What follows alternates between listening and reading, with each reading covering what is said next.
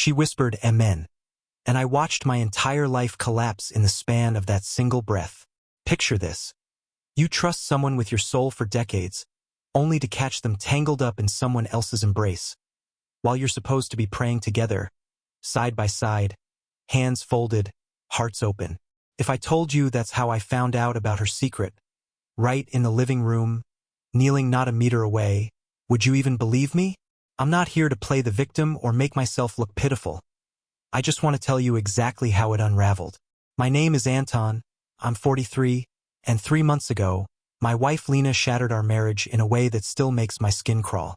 She's 40, the kind of woman everyone in our neighborhood calls graceful and God-fearing. She bakes sourdough from scratch, lines our hallway with lavender, and until that night, led our prayers with a calm, clear voice that made you want to believe anything was possible. But let me take you back to the first sign I missed, so obvious now it feels like a cruel joke. We'd been married nearly 20 years. Our life was steady, maybe even dull to outsiders, but I liked it that way. Saturday mornings, sunlight angling across the kitchen. Lena humming as she chopped apples for pie. Me scrolling through the morning news, the cat sprawling on the windowsill.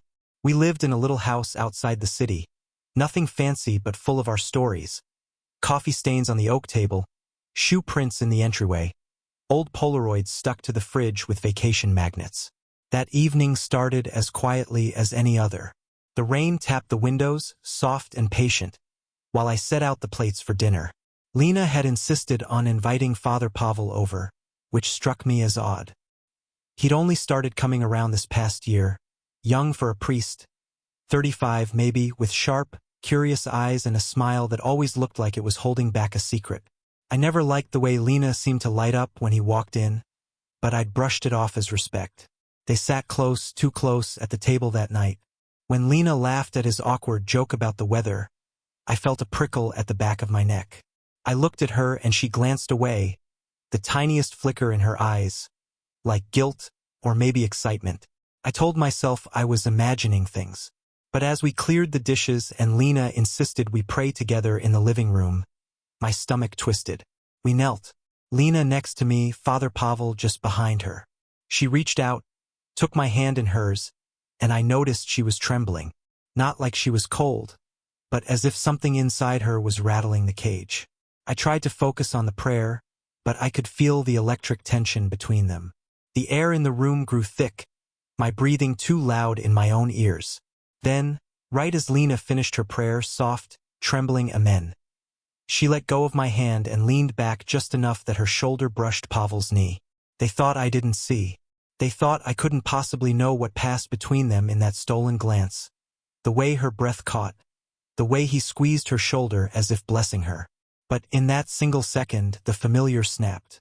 All at once, my home felt alien. My wife a stranger in her own skin. I didn't sleep that night. I lay awake, staring at the ceiling, the pattern of cracks above me twisting into faces I didn't recognize. Lena's breathing was even, almost peaceful. I wondered how she could be so calm, whether she even cared I'd noticed, or if she trusted I'd keep pretending. My mind ran in circles. Had it always been this way? Was I blind, or just unwilling to see?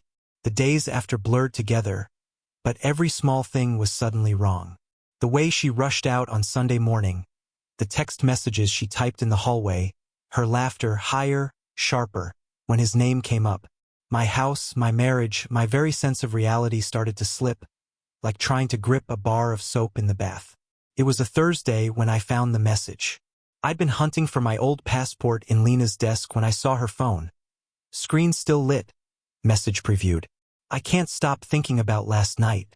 When can we meet again? P. I stared at it, my hands shaking, heart pounding so hard it almost hurt. I scrolled up. Their conversations stretched back weeks. Half prayers, half confessions. Words that weren't meant for me. Something snapped inside me. I went outside, sat on the wet porch steps, and let the cold bite into my skin. For the first time in years, I cried. Not loud, not dramatic, just a silent, hopeless kind of crying, like something essential had leaked out of me. I realized then that it wasn't just betrayal, it was erasure. Every memory, every shared moment, suddenly shadowed by this secret life that was never mine to begin with. But I didn't confront her. Not yet. Instead, I started to watch. I wanted to catch every detail, to know exactly how deep I'd been buried in her lies. I followed her with my eyes, tracked her phone calls, listened at doors like some suspicious, aging detective in my own home. And as I gathered these fragments, a new, uglier fear began to grow. About the house, about the accounts, about everything we'd built together. Was she planning to take it all? Was I about to lose not just her, but my whole life? This is where things get twisted. You see, it wasn't just the affair that haunted me. It was the way the world itself seemed to shift, ever so slightly, as if I'd stepped through a door I hadn't meant to open. Our bedroom felt colder. The kitchen, once full of sunlight and comfort, now seemed too bright, too exposed, like someone was watching me through the window. Lena became bolder, moving through the house with an ease that made me feel like the outsider. She hummed strange melodies, songs I'd never heard, her eyes distant. And Father Pavel started dropping by unannounced, always with a reason, always with that sly, knowing smile. I could feel the walls closing in, the air getting thinner, as if I was slowly being pushed out of my own story. But the final blow came one evening in the garden. Lena was talking on the phone, her voice low and urgent. I stepped outside just as she said, "I told you, I'll handle it. He suspects nothing. It's almost done." When she saw me, she froze, the mask slipping for a split second before she forced a smile. That's when I knew. This wasn't just about love or loyalty, it was about survival. If I didn't do something, I was going to lose everything. The house, the memories, the life I'd spent years building. I had to fight back, but I had no idea how. I started making copies of bank statements, of text messages, of every scrap of evidence I could find. I called a lawyer. I drew up papers. I moved through my days like a ghost, haunted by what I discovered and what I still didn't know. Lena, for her part, seemed almost relieved, like she'd been waiting for the confrontation, as if she wanted the fight to happen. But even as I steeled myself for the coming battle, I couldn't shake the feeling that something deeper was wrong. It was more than betrayal. It was like the world had tilted, reality fraying at the edges, every familiar object now slightly off. Our home, the one place I'd always felt safe, had become a stage for a story I never agreed to act in. And that's where things really started to unravel. The morning after I heard her whisper into the phone, I found myself pacing the hallway in my own house, feeling like a stranger trespassing in a museum of someone else's life. Every picture frame, every flower pot on the windowsill, things I'd picked out with Lena, now seemed arranged for someone else's comfort, not mine. The air felt heavier somehow, every room weighed down by the unspoken. I kept thinking, did she ever actually see me? Or was I just part of the furniture she'd already planned to leave behind? I could barely look at her.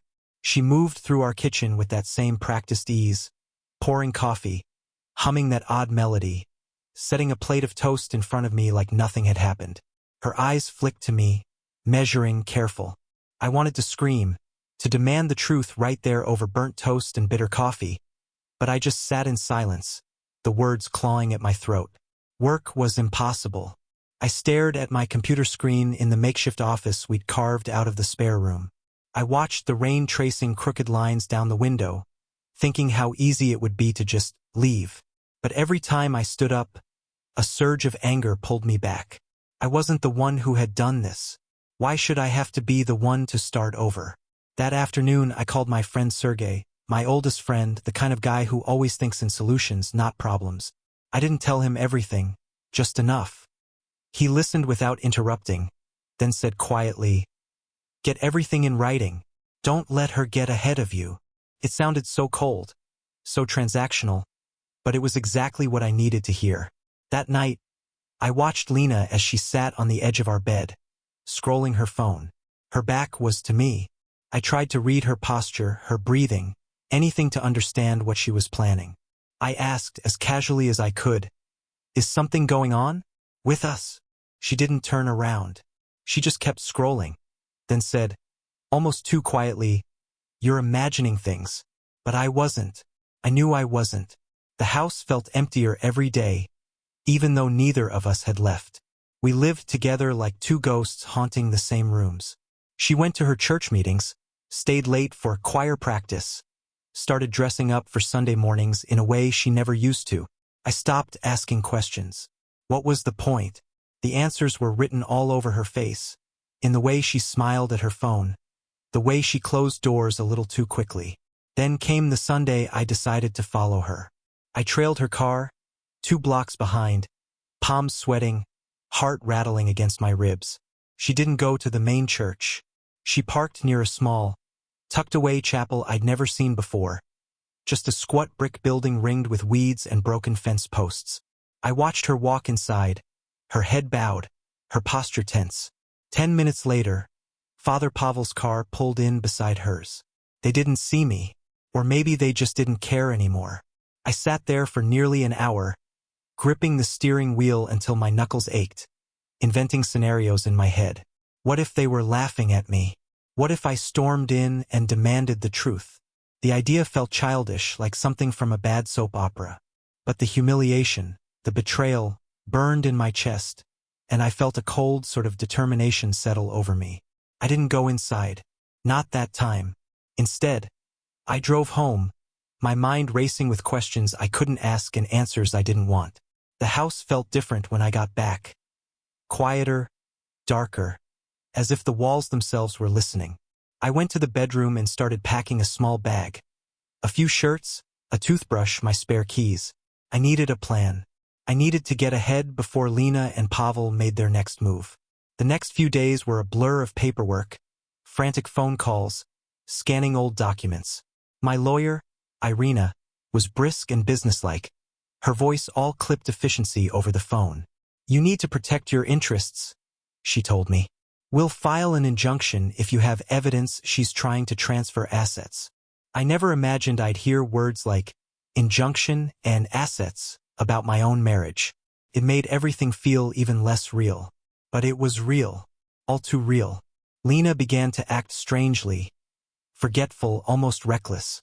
She left her phone out more often, her messages popping up in plain view. I read them all, every coded line, every half-truth. There was nothing innocent about her meetings with Pavel, and she no longer cared to hide it. The pretense fell away like old wallpaper, and what remained was raw, ugly, and unfamiliar. One afternoon, I came home early and found her in the kitchen, hunched over the counter, phone pressed to her ear. She snapped to attention when I walked in, quickly stuffing something into her bag. For a second, our eyes met, and in her stare I saw something cold and calculating. A look I'd never seen in 20 years of marriage. She said nothing. Neither did I. That night, as I lay awake, I started to see patterns in the darkness. The house creaked and shifted around me, every sound amplified, every shadow stretched long and thin. My thoughts spiraled. Was Lena trying to push me out? Had she and Pavel planned this from the beginning? The world I thought I knew was warping, the ordinary turning sinister. I felt like I was slipping down some invisible slope, and there was nothing to grab hold of. I knew I had to confront her. Not just about Pavel, but about the future, our home, our savings, everything. The next morning, my voice was steady, but inside, I was trembling. I told her I'd spoken to a lawyer, that I knew about her plans. She stared at me in silence, her face an unreadable mask. After a long pause, she said, "Do what you have to do, Anton." Her voice was flat, devoid of emotion, as if she'd already rehearsed this moment in her mind 1,000 times. She didn't plead. She didn't explain. She just turned and walked out the door, leaving me standing in the echo of her absence. I looked around at the empty hallway, the worn carpet, the framed photos, the closed door behind which Lena had just vanished.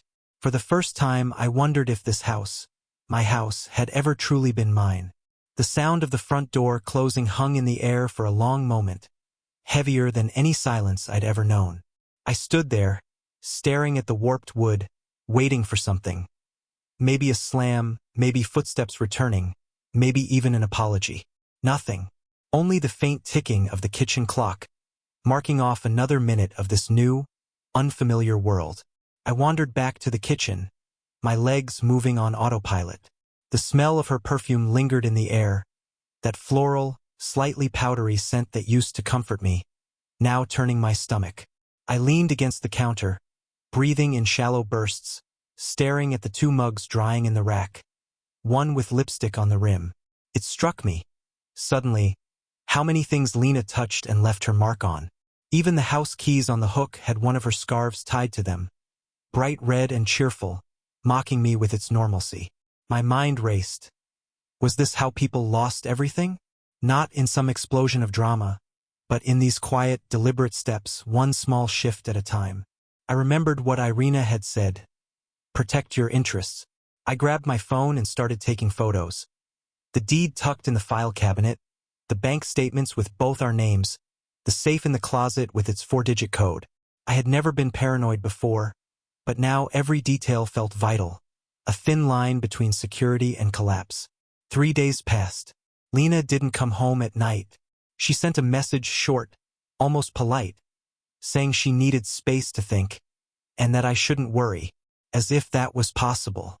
I could almost see her, sitting somewhere in the city, maybe with Pavel, maybe in a rented room, making lists, rehearsing what to say next. I scrolled through our old photos, the ones where she was smiling for me and not at someone else. My stomach twisted in knots. On the 4th day, Sergei called again. "Are you all right?" he asked, voice low and serious. I told him everything, every suspicion, every bit of evidence, the coldness in Lena's eyes.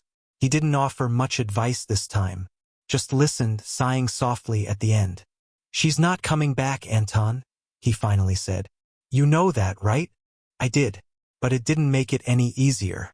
One evening, right as the sun was setting, I heard footsteps on the porch.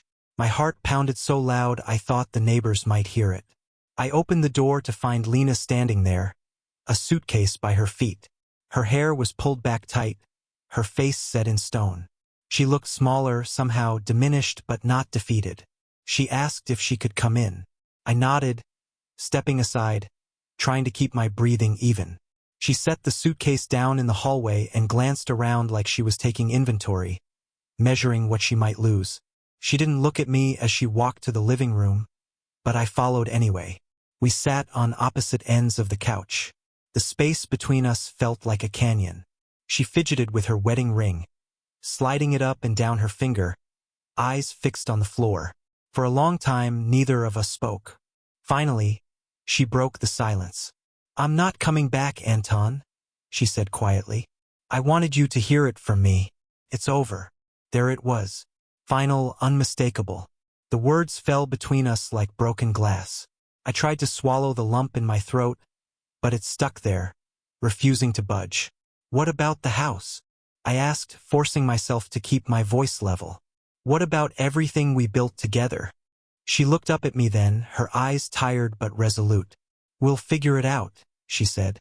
"We'll have to. I have someone to help me, to make sure it's fair." I didn't have to ask who she meant. The air grew tight again, crackling with tension. I stared at her, trying to remember when her face became so unfamiliar to me, when her voice lost all warmth. "We should talk to the lawyers," she added, almost businesslike. "No more secrets. No more lies."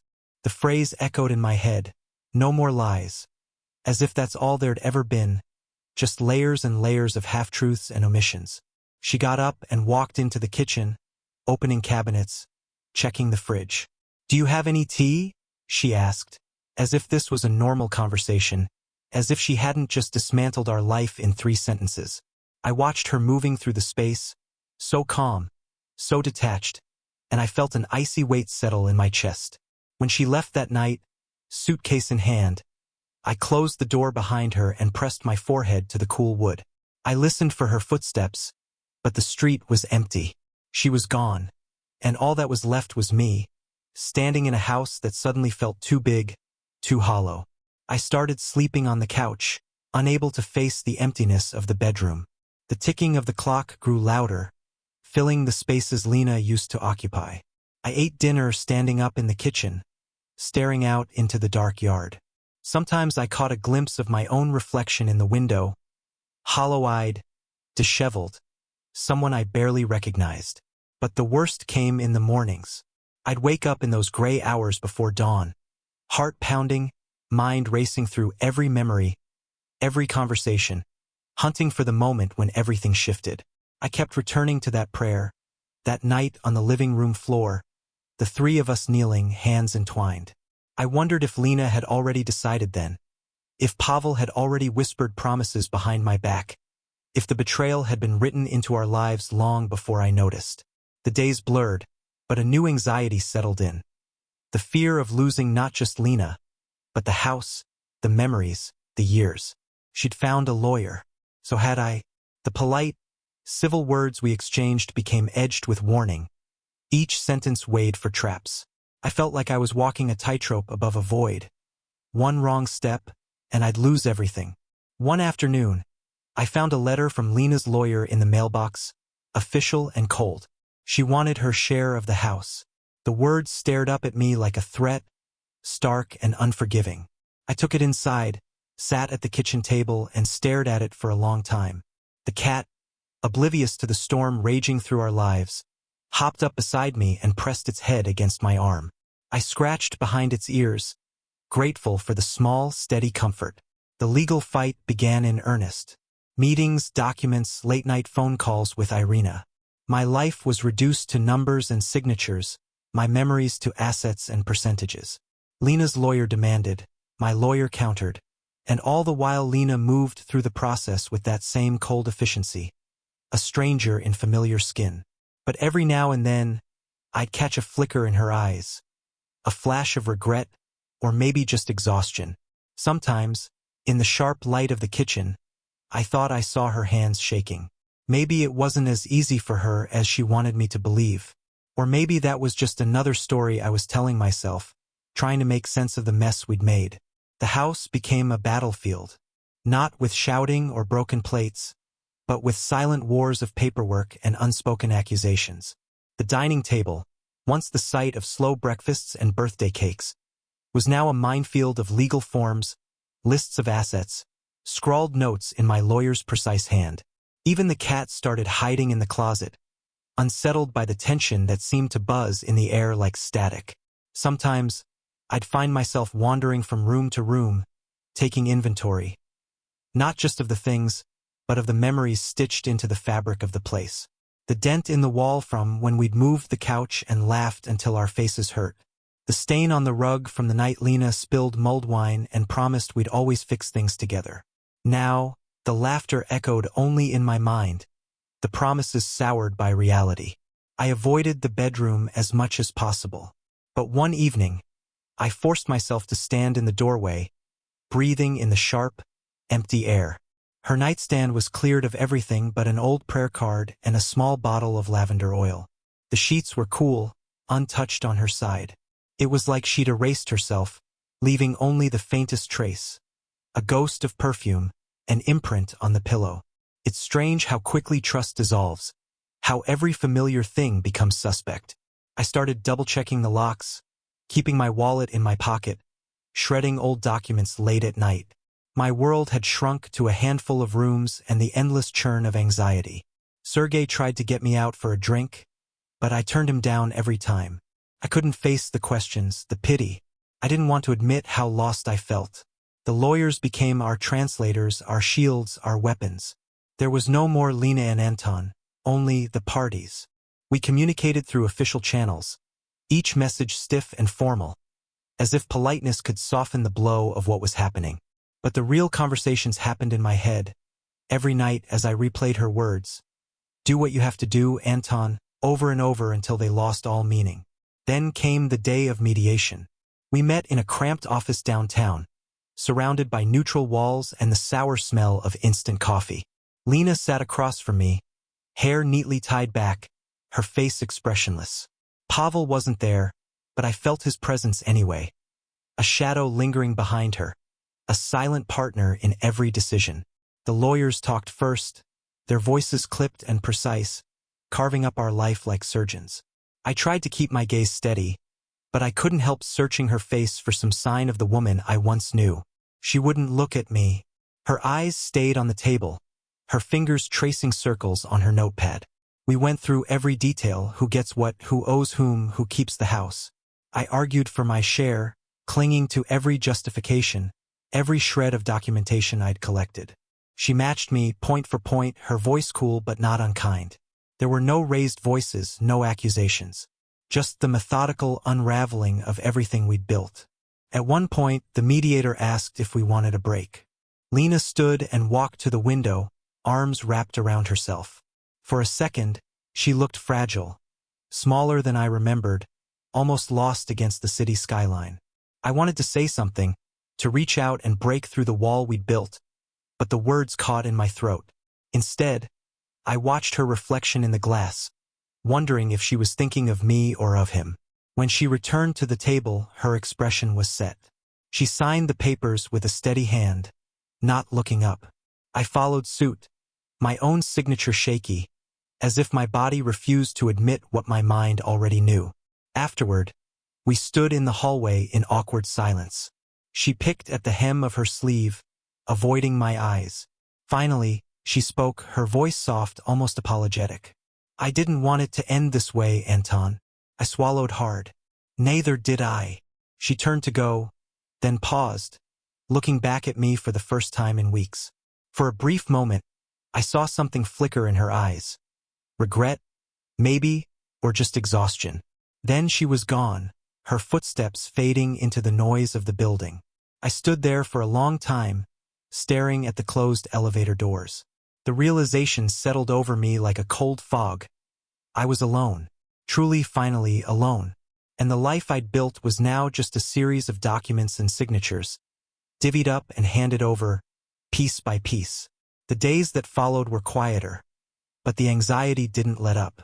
I kept waiting for the next blow, the next letter, the next reminder that everything had changed. I wandered the house at night, listening to the creaks and sighs of empty rooms, trying to piece together what was left of my life. But even as the paperwork ground on, as the negotiations dragged through weeks of compromise and counteroffer, something else began to creep in. A strange, nagging sense of unreality. I'd catch myself staring into space, convinced I heard Lena's voice down the hall, or that I smelled her perfume drifting through the living room.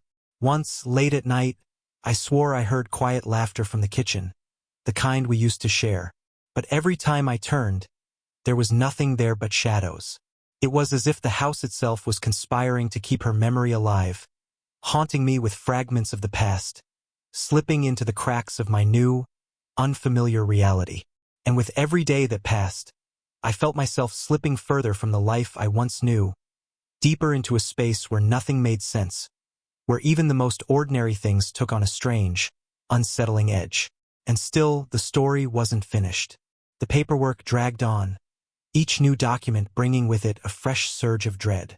It's funny, when you're in love, you imagine breakups as shouts and tears and slammed doors. But nobody warns you about the endless drudgery of emails, signatures, official stamps. Some nights I lay on the couch staring at the ceiling, my mind drifting in and out of exhausted dreams where I was endlessly searching for something. A lost ring, a missing key, Lena's face in a crowd that always turned away. I went through the motions. Work, home, grocery store, repeat.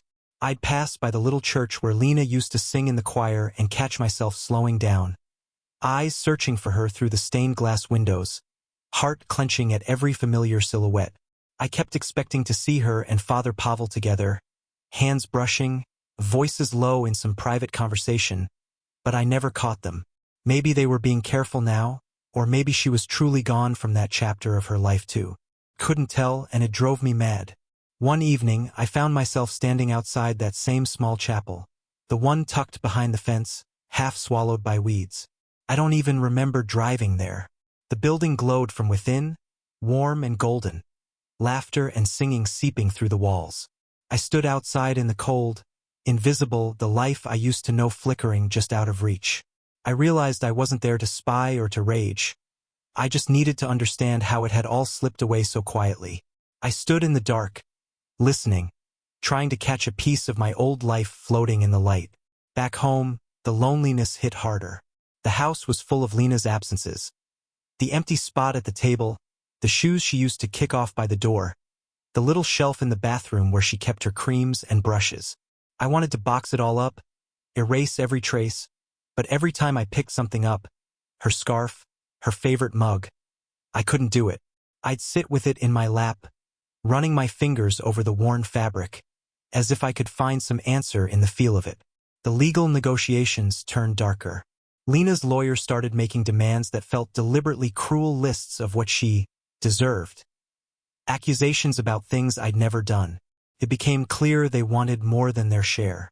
Irina fought for me, sharp and unyielding, but there were days I wondered if anything would be left when this was over. Sleep became almost impossible. Every noise in the house felt amplified. The hum of the fridge, the groan of the pipes, the click of the cat's claws on the wood floor. In the small hours, anxiety twisted in my chest. Every shadow stretched longer and darker than the one before. One morning, I woke to the sound of my phone buzzing insistently. An email from Irina. Anton, call me as soon as you read this. I sat up, heart pounding, feeling for a split second like I was drowning in cold water. I dialed her number, barely able to steady my voice. She answered on the first ring. Anton, there's a problem. Lena's filed an emergency motion. She's claiming you threatened her, that you're unstable. She wants an injunction to keep you out of the house. The world spun. I gripped the edge of the couch so hard my fingers ached. That's not true, I said. I haven't. She knows I haven't. I know. But she's filed and we have to respond. I need every record you have, texts, emails, anything that shows your side. And Anton, don't try to talk to her directly. Everything has to go through us now. I felt a cold, crawling sense of unreality wash over me. My own house, the place I'd poured years of my life into, now in danger of slipping away with the stroke of a pen. I stood in the kitchen, staring at the window, the morning light sharp and cruel on the countertops. I could hear children playing outside, neighbors going about their ordinary lives, and I wanted to scream at the injustice of it all. That week was a blur. Irina worked late into the night building my defense. I dug through old photos, messages, even receipts. Anything that proved I wasn't the monster Lena was painting me to be. The house grew colder, emptier, as if even the walls were pulling away from me. I started to notice other things, little signs I'd missed before. The mail was sometimes already opened when I got home, even though Lena had her own address now. The garden gate, always locked, hung open some mornings, swinging in the breeze. Once, I came home to find the kitchen window cracked open, the curtain fluttering like a warning. I told myself it was just nerves, the house settling, the ordinary chaos of life. But deep down, a raw, animal part of me sensed something else. I wasn't just fighting for my home anymore. I was fighting to keep hold of reality itself. Sleep became haunted by strange dreams. Memories of Lena, distorted and unsettling. Sometimes I'd see her face, but her eyes would be wrong, too dark, too distant, as if she was looking through me to someone or something else. I'd wake up gasping, drenched in sweat, the sheets tangled around my legs. I stopped inviting Sergei over, stopped answering his calls. I didn't want anyone to see how far I'd slipped, how hollowed out I'd become. The house was shrinking around me, room by room. Even the cat started to avoid me, hiding for hours under the bed. I began to wonder if there was something about me, some invisible rot that was driving everyone away. Then, late one night, I heard a noise downstairs. A creak, soft but deliberate, not the usual settling of the old floorboards. I lay perfectly still, every muscle tensed, heart thudding. For a moment I imagined it was Lena, come back to retrieve something she'd left behind, or maybe just to see what she'd done to me. I listened, barely breathing, as the sound faded away, leaving only the distant roar of the wind and the faint, persistent ache of dread in my chest. I got up, walked through the dark house, turning on every light, peering into every shadow. Nothing, just the house and me, and the relentless, gnawing sense that nothing would ever be the same again. The next morning, sunlight cut across the kitchen in harsh, thin stripes. I sat at the table with a cup of coffee that tasted like nothing, staring out at the empty backyard. Every detail seemed sharp and exaggerated. The chipped paint on the fence, the way the grass grew in uneven tufts, the wind twisting an old plastic bag through the garden. I thought about that noise the night before, how it had felt almost intentional, as if the house itself was breathing out secrets when I wasn't watching. I kept expecting the world to snap back to normal, for the tightness in my chest to ease, for my life to become recognizable again. But every day the strange tension grew. I found myself double-checking the locks before bed, leaving lights on in empty rooms, flinching at every unexpected sound. It was like the house had taken on a life of its own, testing how far it could push me before I snapped. The legal fight crawled on, each day worse than the last. Lena's lawyer kept pressing. Letters, threats, new accusations every week. I tried to drown out the noise by throwing myself into the process. Organizing documents, combing through emails, making lists of everything I could remember. It was exhausting, mechanical work, but at least it gave my hands something to do while my mind circled endlessly around what I'd lost. One rainy evening, I found an envelope shoved under the front door. My name scrawled across it, nothing else. No stamp, no return address. Inside was a single sheet of paper. You can't keep her from her happiness. You can't keep anything. My skin went cold. I stared at the note, the words slanting angrily across the page. My first thought was Pavel, but the handwriting didn't look like his, the letters too sharp, too hurried. I held it for a long moment, hands trembling, heart pounding so loudly I could hear it in my ears. I tried to laugh it off, but anxiety gnawed at me for days. Was it a threat? A warning?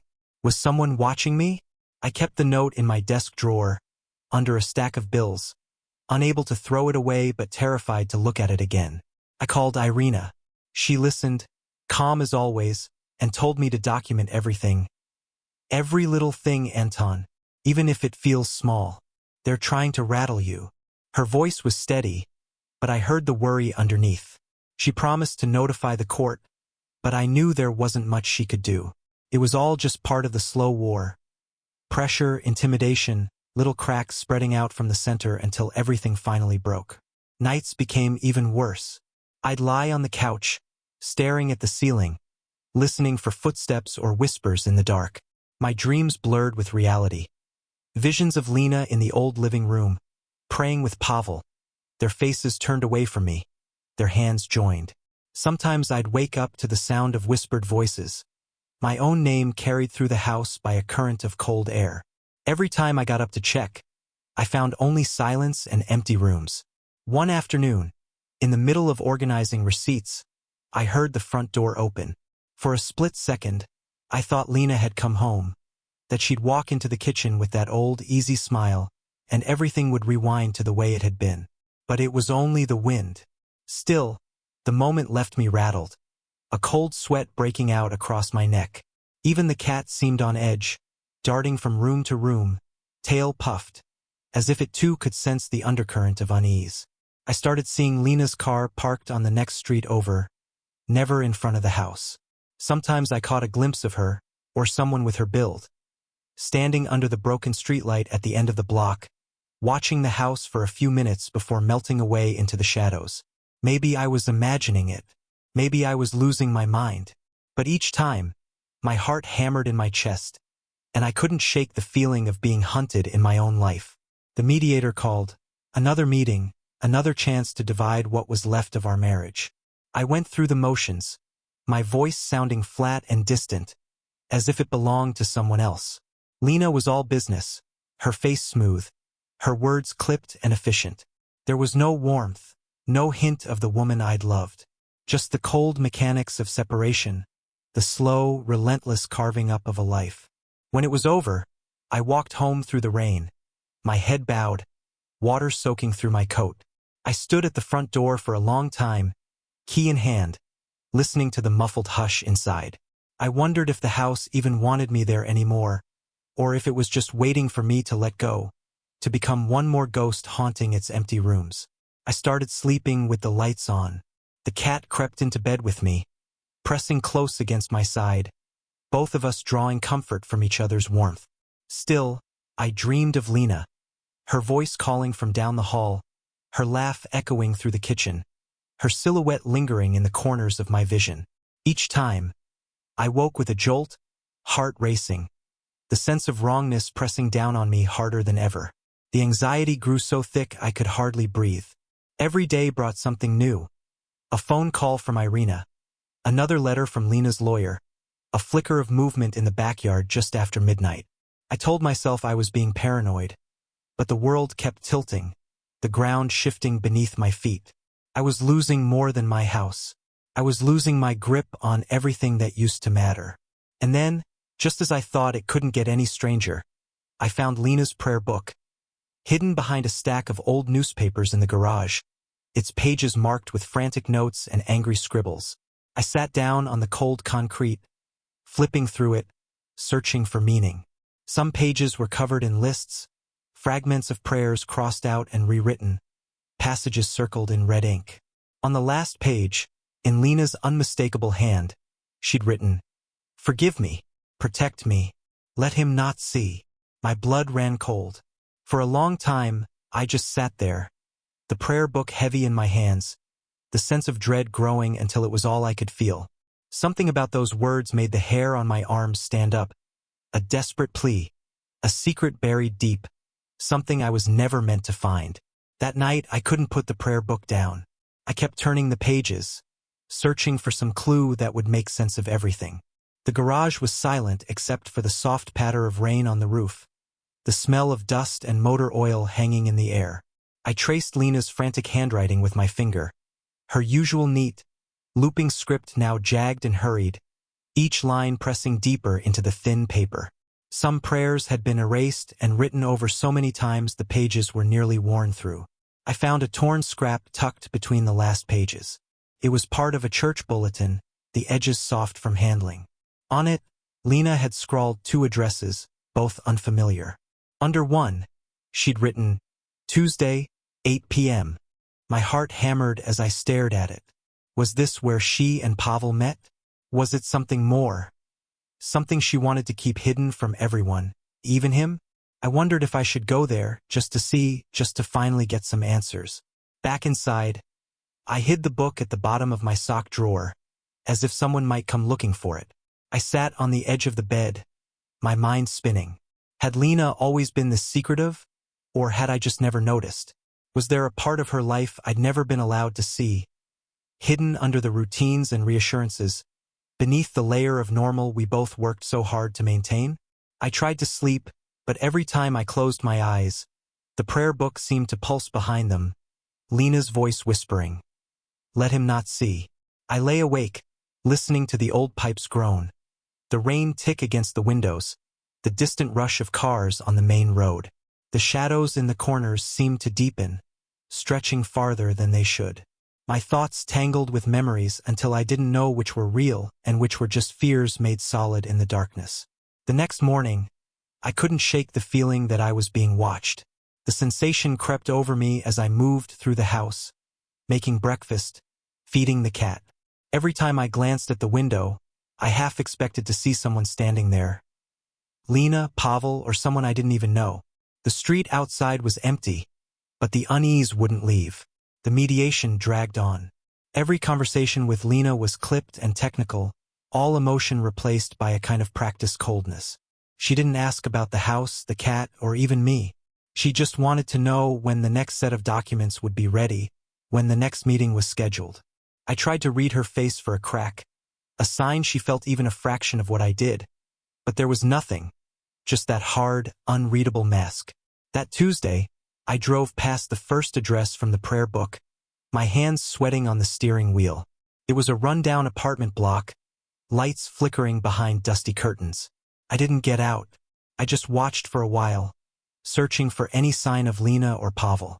There was nothing, only a stray dog trotting across the parking lot, the whine of a distant siren.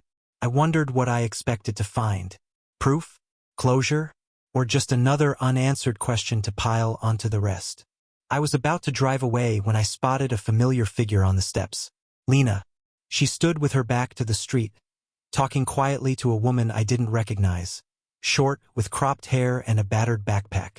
Lena handed her something, then turned to glance up and down the road. For a second, I shrank lower in my seat, my heart pounding. Was she looking for me, or just making sure she hadn't been followed? I waited until she disappeared inside, then drove home, nerves frayed. The whole way back, I tried to convince myself it was nothing. Maybe she was helping someone or volunteering. Maybe there was an innocent explanation. But nothing felt innocent anymore. That night, I dreamed of the house filling with water, the walls swelling and cracking as the rooms were swallowed whole. Lena stood in the hallway, her eyes wide and calm, her voice muffled by the rising tide. I woke gasping for breath, clutching the sheets, the taste of salt on my tongue. I found myself growing more suspicious, more withdrawn. I stopped answering the phone, stopped checking email unless it was from Irina. Even Sergei's messages went unanswered. I told myself I was protecting myself, but I knew the truth. I was afraid. Afraid of what I'd find if I kept digging, and more afraid of what would happen if I didn't. One afternoon, as I was sorting through a box of old tax returns in the office, I heard the creak of the front gate, footsteps on the path, slow and deliberate. My heart stuttered. I peered through the blinds and saw Pavel standing there, collar open, his face oddly blank. He rang the bell once, twice.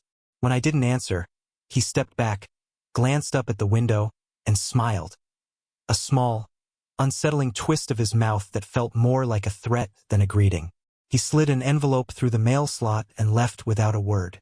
I waited a long time before opening it. Inside was a single photograph, me standing on the front steps, taken from across the street. Scrawled on the back in the same sharp hand as before, "Let it go." For a long while, I just stood there in the silent house, the photograph shaking in my hands. I tried to breathe, tried to make sense of it, but the ground felt unsteady beneath my feet. I was being watched. Someone wanted me to stop searching. But the more they tried to push me away, the more I felt compelled to uncover whatever was hidden just beneath the surface. I put the photo in the drawer with Lena's prayer book, my hands trembling. I realized then I wasn't just fighting for my house or my marriage anymore.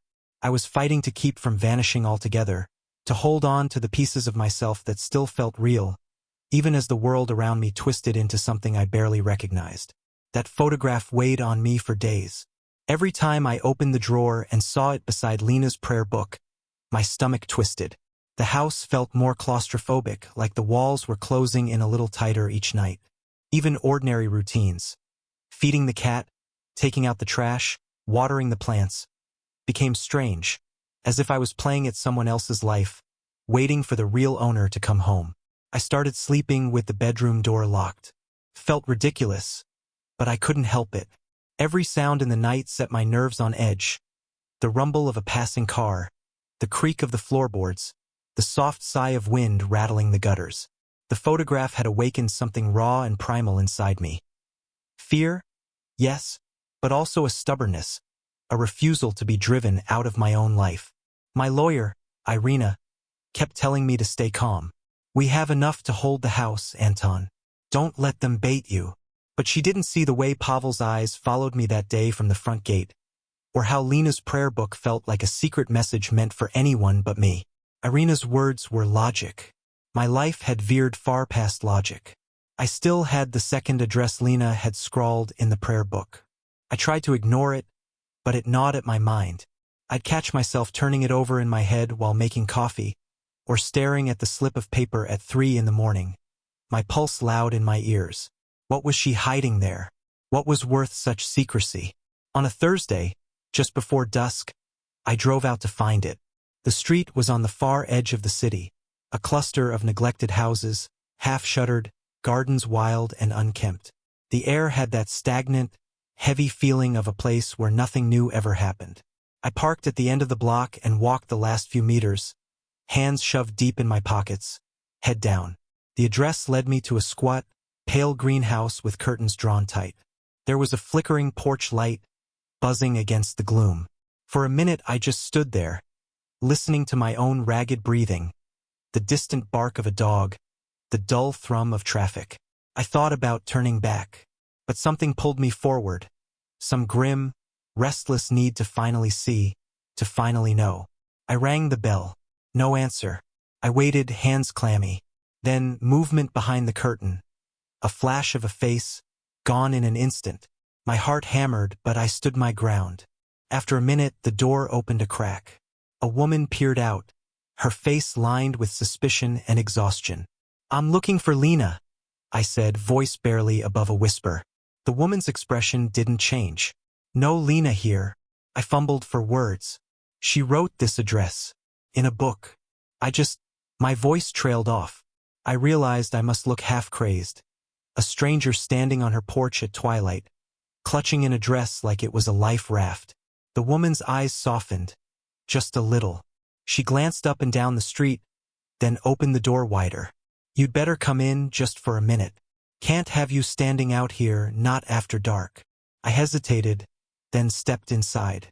The house was dim and cluttered, the air thick with the smell of strong tea and old newspapers.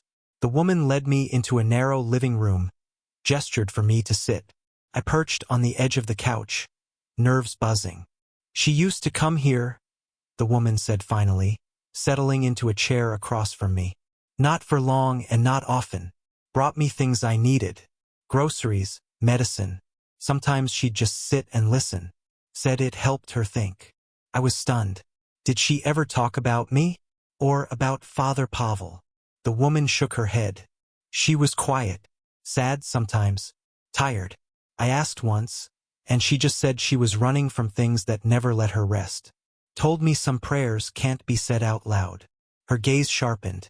"Why do you want to find her?" The question caught me off guard. I opened my mouth, then closed it again, suddenly unsure. Was it anger, fear, desperation, or just a need to understand, to put all the scattered pieces together? I shrugged, feeling small and foolish. "I just want to know what happened to us. Why she—" I broke off, unable to finish. The woman studied me for a moment. "Some people live with too many ghosts. You can love them, but you can't save them. Maybe that's what happened." She reached for my hand, her touch unexpectedly warm. "Go home. Whatever you're looking for, you won't find it here." I thanked her and left, stepping out into the cool, deepening night. The sky was heavy with clouds, and the city lights flickered far off in the distance. I felt more lost than ever. On the way back, I kept thinking about what the woman had said. Some prayers can't be said out loud. It sounded like Lena, or at least the Lena I'd started to realize I never really knew. At home, I found the house colder, emptier, but the tension, the dread, was still there, coiled in the shadows, humming in the walls. The envelope and the photograph, the prayer book with its desperate scrawls. Evidence of a life I'd shared with someone who had, in the end, been a stranger. I lay awake for hours, the city's night noises creeping in through the windows. I realized then that whatever answers I was chasing, they'd always stay just out of reach, shifting and slipping away, like a prayer whispered into darkness. I spent the next few days drifting through the house, more as a caretaker than a resident. My routines became automatic. Wake, make coffee, scroll aimlessly through messages from Irina and the court, pace the hallway, stare out the window at the overgrown garden. The air in the house felt stale, heavy with memory and something I couldn't name. Even the cat seemed restless, slinking from room to room as if searching for some lost comfort. Sometimes I'd pick up Lena's prayer book and just hold it, as if it might reveal a new secret if I waited long enough. I reread her notes and fragments, searching for patterns, for some explanation that would finally make sense of her and Pavel, the secrets, the slow destruction of our life. But every answer seemed to lead only to more questions, a knot that grew tighter every time I pulled on the thread. At night, the house pressed in even closer. Every creak and whisper felt purposeful, every shadow on the wall a silent witness. I catch myself talking to Lena in my head, replaying old arguments or rehearsing conversations I never got to have. Sometimes I'd almost hear her answering, a soft "Anton, stop," or her old laugh, gentle and tired. But when I reached for her in the dark, my hands closed on nothing. The court date loomed. Irina kept sending documents for me to review, long lists of assets, proposals, threats disguised as negotiations. I tried to care, to fight for every scrap of what I'd built, but some days it all seemed meaningless. The house, the money, the furniture. What good were any of them if the heart of my life had already left? If all that was left was this hollow theater? One night, I was startled awake by the sound of the doorbell. For a second, I thought I dreamed it, but then it rang again, long and urgent. I stumbled to the door, adrenaline flooding my veins. Through the peephole, I saw a figure in a raincoat, hood pulled up, face hidden in shadow. I hesitated, the memory of that photo still sharp in my mind, but something in the figure's posture, small, uncertain, made me open the door a crack. Rain blew in, cold and sharp. It was Lena. Her face was pale, her hair plastered to her cheeks, eyes red from crying or lack of sleep. For a moment, neither of us said anything. Then she whispered, "Can I come in?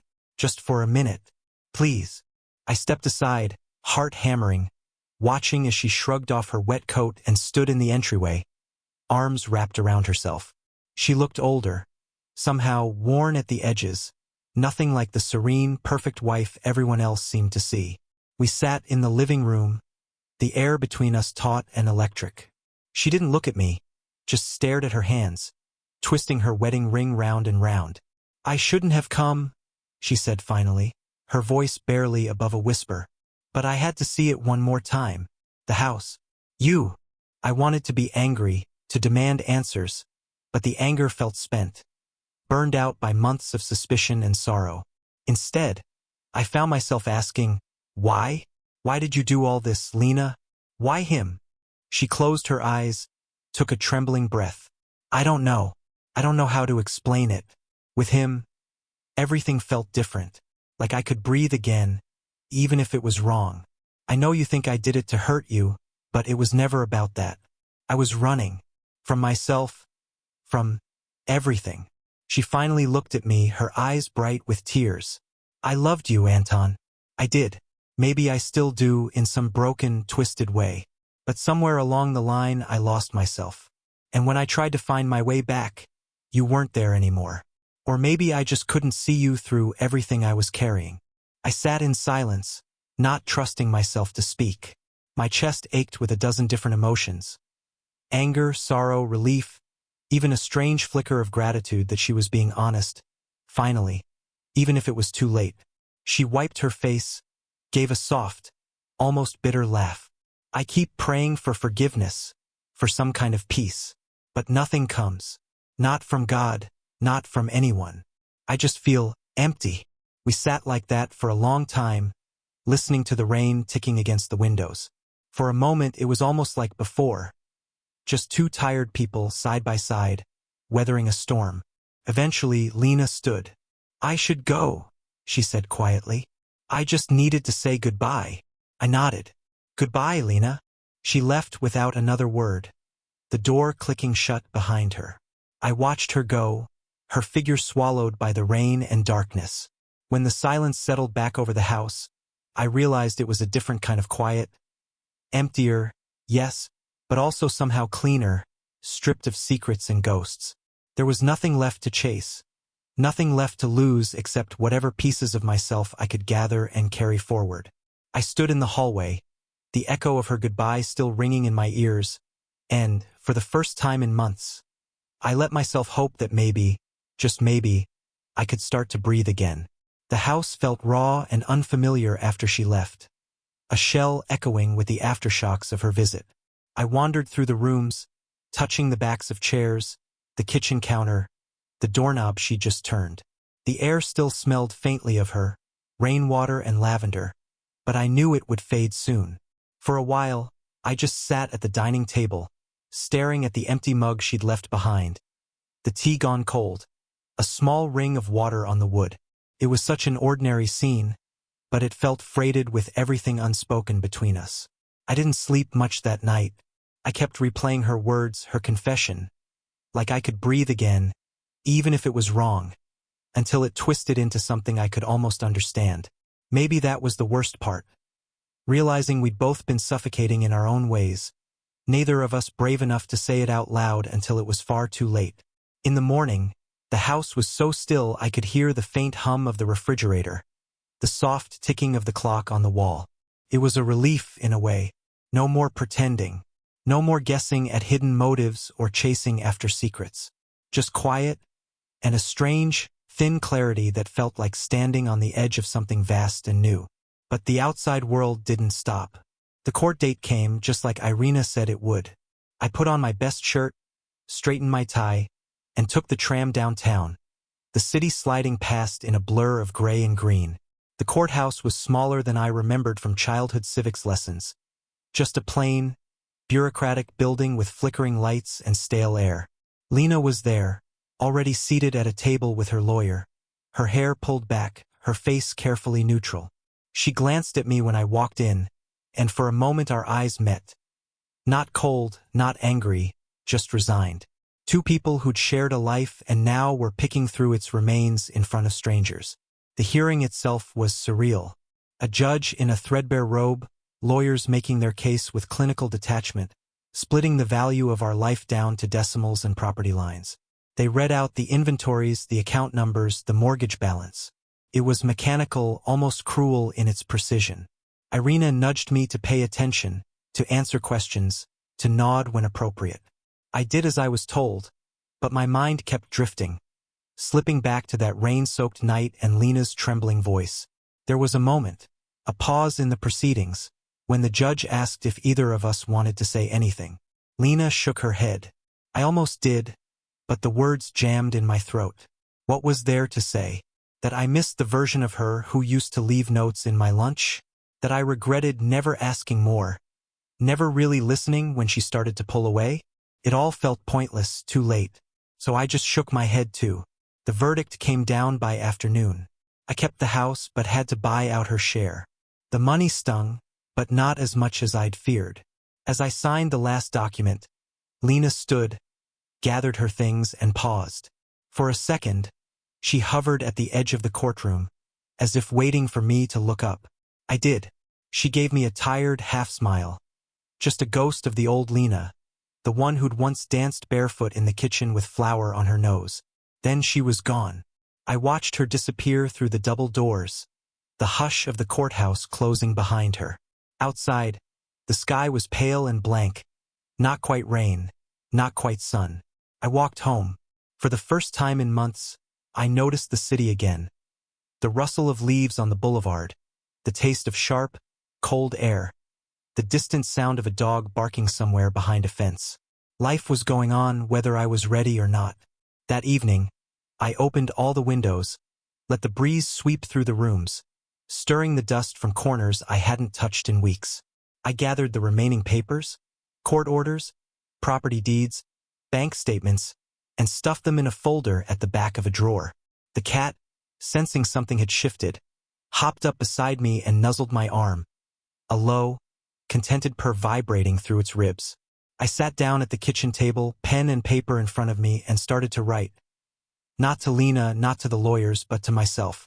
I wrote about the first time I saw her, the hope and wonder I'd felt.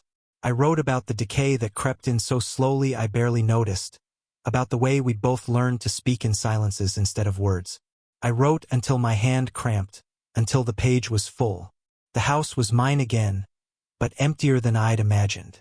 I knew healing would come slow if it came at all. But as I sat there, the last traces of Lena's presence dissolving into memory, I felt the smallest stirrings of possibility. A fragile hope, a new beginning, waiting just on the other side of grief. After the trial, days slipped by in odd, quiet rhythm. I found myself relearning my own house, every room now strange without the echo of Lena's footsteps. I moved things around, shifted the armchair to catch more morning sun, stacked away her cookbooks, tossed old slippers I tripped over for years. I wasn't erasing her, not really, just trying to reclaim the space. Still, I caught myself pausing in doorways, waiting for her voice to call from another room, that familiar lilting Anton. That would never come again. I started leaving for work earlier, staying later. The house always felt bigger when I came home at night, the windows glowing gold from the street, a silent welcome and a warning. The air seemed cleaner, yes, but emptier too. like a stage stripped of its players, set for an act that never started. Some nights I sat on the back steps and smoked, staring at the tangle of garden, thinking of nothing and everything all at once. Every now and then, I'd flip through the prayer book, looking for meaning. The notes and frantic scribbles had faded into something distant, the ache of confusion dulled by time. Sometimes I'd run my thumb over that final message, "Let him not see," and wonder who Lena had really been asking to blind. Pavel? Me? Herself?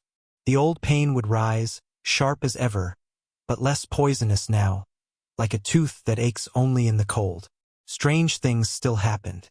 Some nights, I'd hear footsteps in the hallway, soft, almost careful, the way Lena walked when she thought I was asleep. I'd hold my breath, listening, but there was never anything there. Sometimes, in the blue early morning, I'd find the cat sitting in the living room, staring at the front door as if expecting a visitor. Once, I found a scrap of paper, just my name, Anton, written in Lena's neat script, slipped under the kitchen door, though I hadn't seen or heard from her since the trial. I stood for a long time with the note in my hand, that old anxiety flickering back, and for a moment I half expected her to step out from behind the fridge, smiling, ready to explain everything. But reality was stubborn. There were no more visits, no more strange envelopes from Pavel, no more warnings in the dark. Irina called with final paperwork, just signatures, nothing dramatic. The bank transfer went through. The house was officially, legally mine. The silence grew comfortable, then almost companionable, as if the walls themselves had decided to let me stay. Sergei finally managed to pull me out for a drink. We sat in a dim bar, surrounded by other people's lives and laughter, the air thick with stories that weren't mine. He asked if I was okay. I told him the truth. Some days are better than others. Some nights it's like nothing ever happened. And other nights, I see her in every room. He nodded, not pressing for more. It was enough. I started to rebuild, slow and awkward. I joined a gym, started cooking for myself instead of just reheating leftovers. I reached out to old friends, let them pull me back into their lives. Every small victory, a cleaned kitchen, a joke shared, a day without thinking of Lena, felt enormous. Grief lingered, but it was quieter now, settling in the corners, no longer swallowing the light. But sometimes the past would catch me by surprise. I'd hear a choir singing on the radio and remember those evenings when Lena would drag me to church, pressing my hand in hers, humming softly under her breath. Or I'd see a couple at the grocery store, arguing over apples, and feel a stab of longing for the easy routines we once shared. Still, the house softened. I painted the hallway, bought a new set of mugs, planted tomatoes in the neglected garden. The old tension drained away, little by little, until one morning I realized I'd gone a whole week without checking the locks twice before bed. The cat lounged in the sun, purring, content in the new peace. In the end, it wasn't one big moment that set me free, but hundreds of small, patient ones. The slow unwinding of anxiety, the gentle reclaiming of my own life. There were scars, of course. Some days I'd feel them ache, a faint shadow in the bright morning. But there was possibility, too. For the first time in months, I could imagine a future that belonged only to me. And as the season shifted, as sunlight crept deeper into the rooms, I found myself breathing easier, the house finally settling around me. Not as a monument to what I'd lost, but as a shelter for what might come next. Spring came early that year. For the first time in ages, the sun seemed to linger a little longer every evening, warming the faded paint of the house and coaxing new green shoots from the battered earth in the garden. I opened the windows every morning, letting in the sweet, chilly air. Some days it felt like the house itself was stretching after a long sleep, shaking off the dust and sorrow. I went back to old routines, sweeping the porch, chatting with neighbors, making strong coffee on Saturday mornings.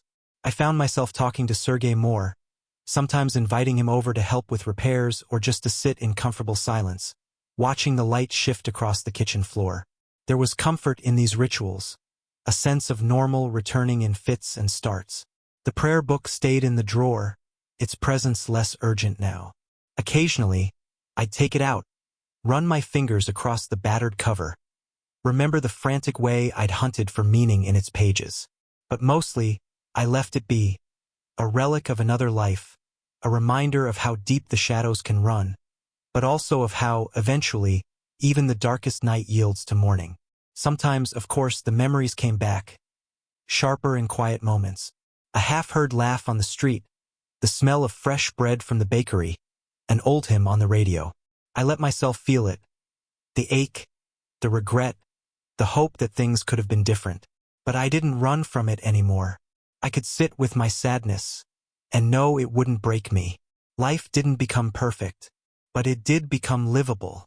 I found small joys in the mundane, new recipes. The cat sunning herself on the back steps, the first ripe tomato from my little garden. I discovered I liked eating alone sometimes, or reading late into the night with only the sound of rain for company. One afternoon, I ran into Lena at the market.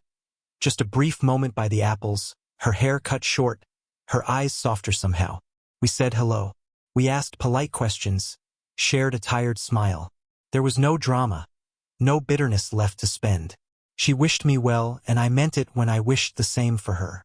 We went our separate ways, two people carrying their own histories, but no longer shackled to them. The house, with all its old scars and new beginnings, became mine in a way it never was before. It wasn't haunted anymore. It was just a place. A good one, a safe one where I could start over or just stand still and breathe. One evening, as the sun dipped behind the trees and the sky turned a gentle blue, I stood in the doorway and looked back inside.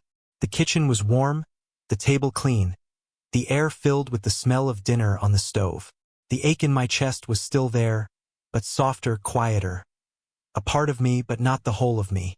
I stepped outside, closed the door gently, and walked into the evening, feeling the earth solid under my feet. For the first time in a long time, I wasn't looking over my shoulder. I wasn't waiting for the next disaster, or the next secret, or the next goodbye. I was just living, and that finally was enough.